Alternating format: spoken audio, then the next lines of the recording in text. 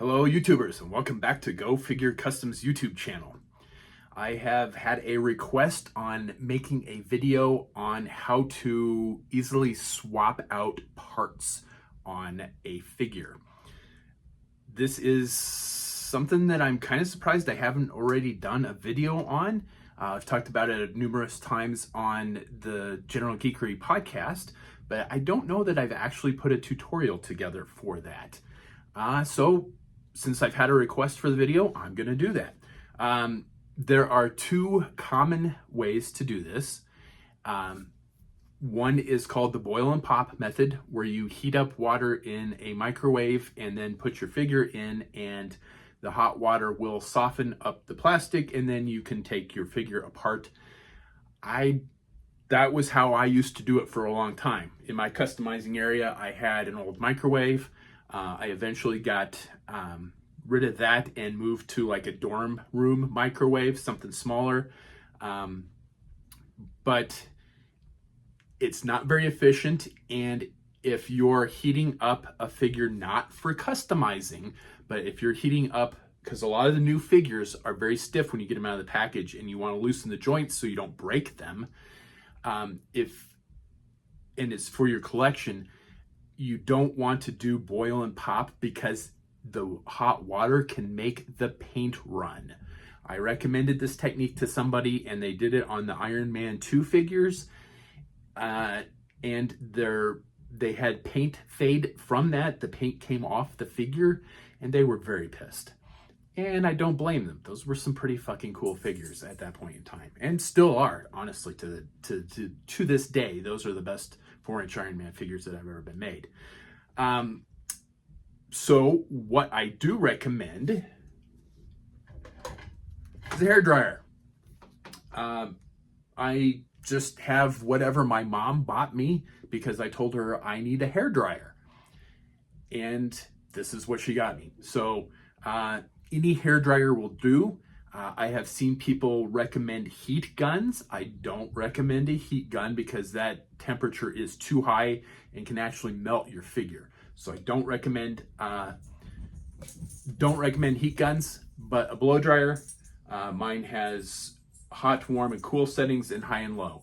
I use the hot setting, and I use the heat or the high, and I have a Marauder Task Force figure here real quick, and this is gonna make a lot of noise, but let's show you how easy it is to do this here. So I'm gonna turn it on.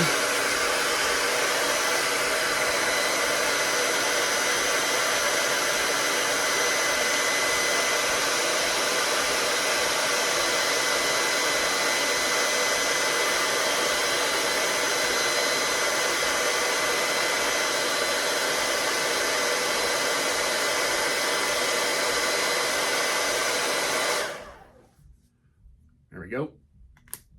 Their hand came right off, and the arm came right off. It's still all in one piece. It's fine. The request was to swap out feet. Works on that too.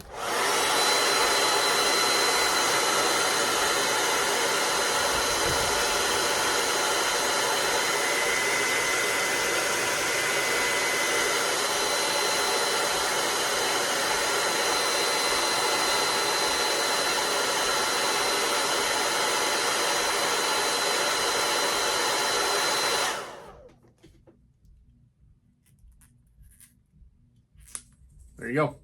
Pops right off. To get it back on there, same thing. Heat it back up.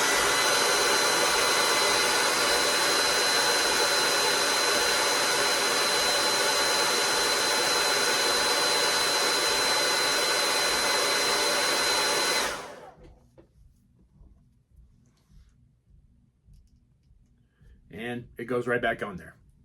It does cool down pretty quick, so since I just took this off, I'm going to heat this one back up again.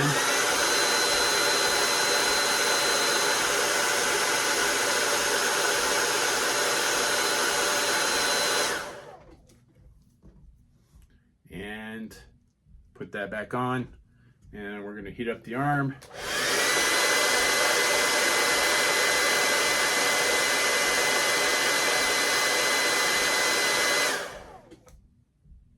And put that hand back in. There you go. No worse for wear. It's super quick. The hair dryer heats up the plastic more thoroughly than boiling and popping does, so it's more efficient.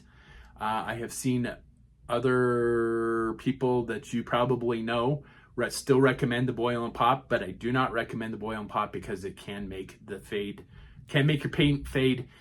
Takes longer to heat up because I think I used to boil the water, put it in the microwave for 3 minutes just to heat the water, and then soak the figure on for another couple minutes on top of that. You saw that we disassembled the one half of the figure and put it back together in less time than it would take to boil water. So not only is it more efficient, it is a lot quicker too. That will work on just about any brand of figure. This is Marauder Task Force. We could do it with the G.I. Joe figures. We could do it with Hot Toys figures. Any figure that you want to, that has a peg, something pegged into it, just heat it up with a hairdryer for a few seconds, pop it off, and you can swap it out.